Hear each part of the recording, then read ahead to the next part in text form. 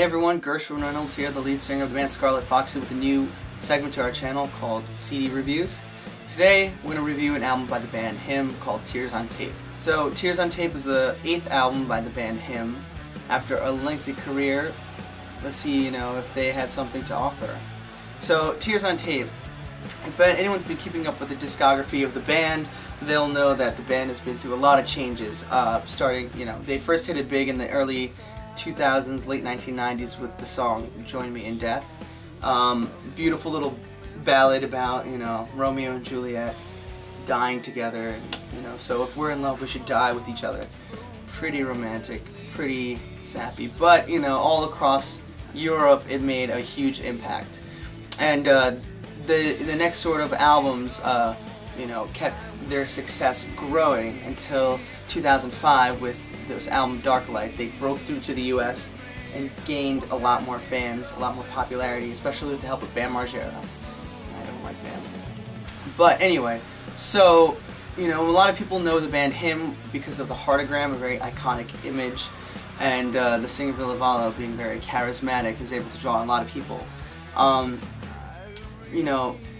this has really kept their success growing throughout the ages. And today, we get Tears on Tape, which is really the best parts of Him combined into really nice, mellow music. And when I say mellow, that doesn't mean that there isn't any hard-hitting riffs. I think this album in particular has a lot of my favorite riffs on it, especially the riffs to Hearts at War, When Love Starts to Die.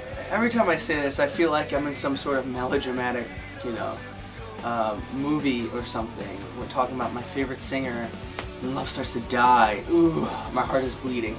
It's really melodramatic, but actually, it's very earnest. If you look at the band and you understand who the singer is, you understand that this is, a man who just loves writing sort of these flowery and decorative music. Oh, that's not cutting themselves. But, sentimental as it is, it's really hard-hitting too, with the really heavy riffs, influenced by Black Sabbath, the gods of metal. The CD opens up with a song called Unleash the Red, which is really a really cool instrumental opening, and I really wish that the band had actually sung on that, because it was something really original that you haven't really seen from them or heard from them. Then it goes into All Lips Go Blue, which is, that really knucklehead pounding riff, with really nice light vocals following it. And that first song is really a taste of the record to come, because every song starts off with a hard-hitting riff, then goes into the light parts, and then comes back with that hard-hitting riff. And a lot of people may not like that. I initially thought that when I heard the album that, I kind of wished the songs would stay heavy, or if it was going to be light, it would stay light. But, the two really work well together. So the next couple of songs really follow, the typical Him standard, heavy, light, all the way through. And then you get to a song called Hearts at War, which is a really catchy chorus. It reminds me of something off their last album, Screamworks. And, for a lot of people who don't really know Him, Screamworks was an album that kind of made them advance their sound even further than it was before. Really intricate guitar riffs sort of sprinkled between, complicated riffs. Ville Valo on this record sounds to me a little bit weaker than a lot of his previous releases. I think when he was playing on Venus Doom, he got that gritty, demonic growl with low registered, notes. And as well as like those primeval screams that you have on Screamworks. This album, he's pretty much laid back. He fits kind of between the love metal and the sound of love metal and the sound of all the other albums combined. But he's you get that lullaby kind of tone, and a lot of people get turned off immediately because they think, oh, we have these heavy guitars and we have this lullaby singing. What's the point? Why not do the heavier stuff with with heavier vocals? But that's his thing. The whole point of the band is to combine these two drastic elements of light and dark, soft and heavy. And the balance between them is Him. You look at Symbol, the heartagram. It's the balance between love and death, right? So some of my favorite tracks on the album is the song No Love.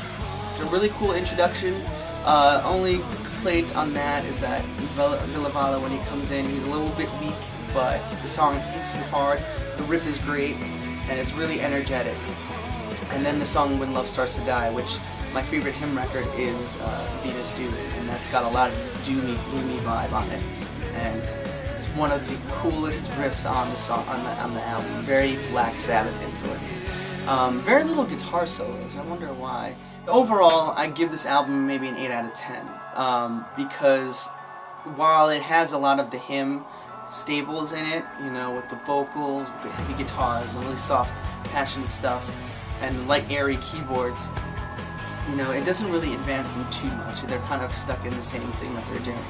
And, you know, I want to see something new from the band, but with the really, really pounding riffs this time around, and the really nice vocal melodies that they have going on, I think it's a really good album that I will listen to for a while. So guys, hopefully you liked this channel and this review, and you know, hope there will be more to come. And I know that everyone else in the band is going to be doing these CD reviews too. So stay tuned, and you know, the point of this thing that we're doing is to share music with you guys, and hopefully to enjoy them, and so that music can come back, because music is dead. We need to revive it. So stay tuned, listen to CD reviews, and let us know what you think.